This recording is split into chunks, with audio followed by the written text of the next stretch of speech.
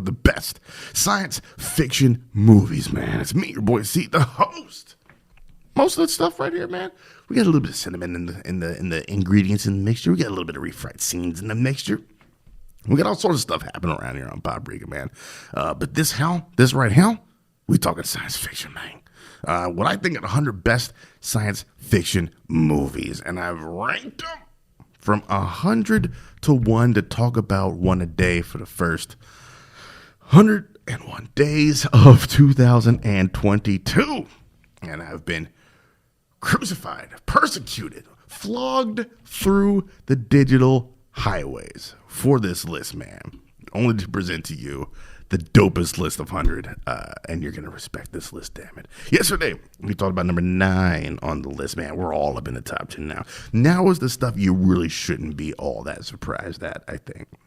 At the time of this recording, we haven't gotten to Alien or Aliens. We haven't gotten to T2. But I know some of y'all are going to be like, but they're so low. What else is left? Well, there's plenty of good shit left, man. And you're looking at it right now, man. Yesterday, we talked about Akira, a formative movie in science fiction. I don't mean just live action or just anime. I mean science fiction, period. That turned a lot of Western people.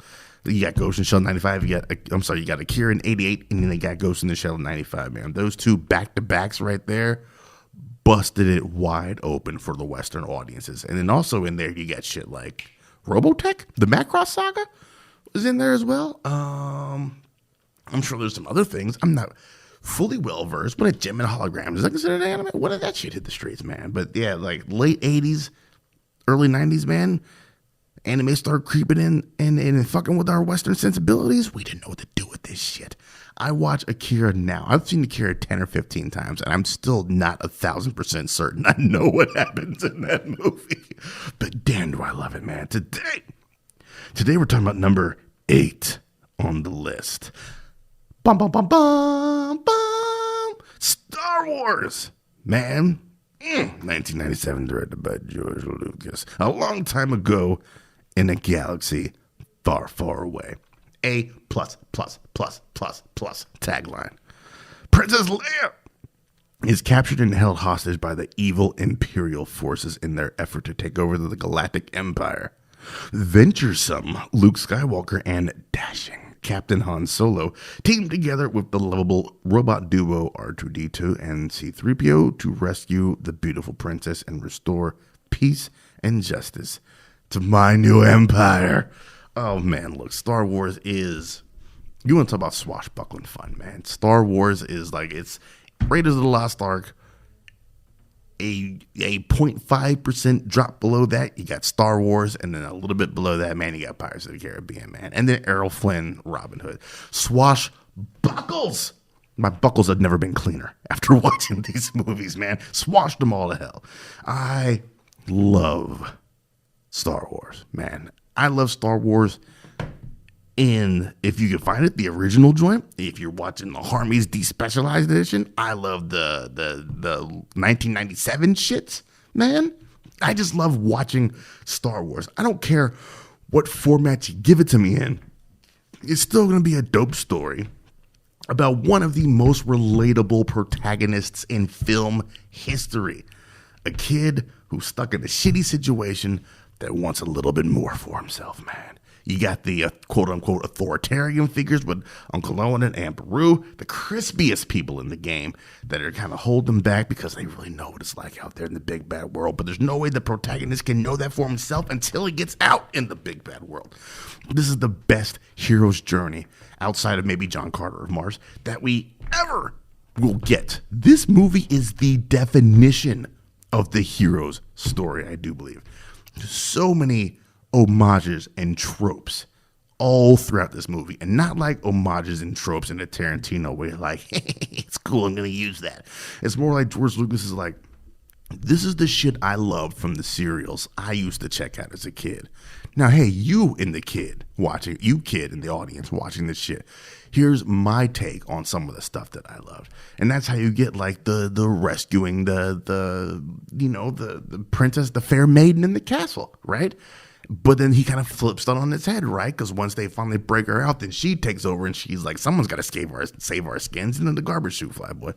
And you're like, oh, but she's kind of dope as shit, too. And you find out that she's been holding out on the torture methods. She's lying to them in their faces. Dantooine, not on Dantooine, you haven't, you idiots. Oh, there's so much stuff going on in here. The big bad dude, like Darth Vader, was the scariest motherfucker on screen. And then in episode 5, you find out he's just a fucking lackey.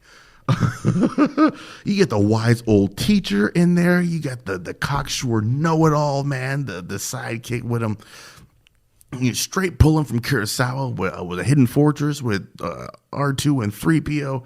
So many different elements mash. Oh, Dune? Where do you think Tatooine comes from?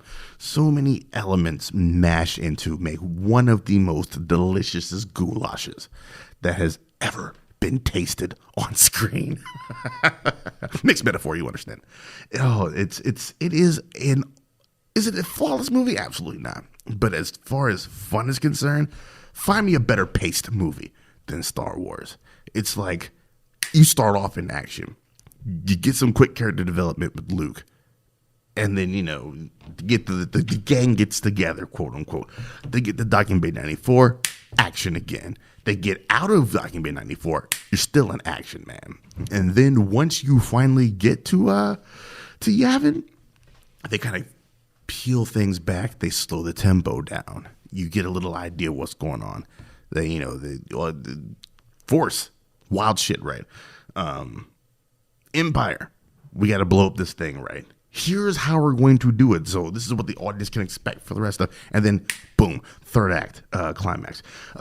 Josh Bishop broke it down wonderfully, and I think it holds true for pretty much every Star Wars movie. Each new planet is an act, right? Tatooine, Act 1. Well, the Death Star serving as a planet. That's no moon, it's a space station. Is Act 2, and then the battle right above Yavin 4. That's Act 3. It's the most by the book, still entertaining storytelling there is, man. Star Wars is so goddamn fun. I love Star Wars, man, and I will always love it till the end of my days. So that's it, man. Number 8 on the list, man. Star Wars. We'll be back in 24 of the hour to keep talking sci-fi right here on Paprika.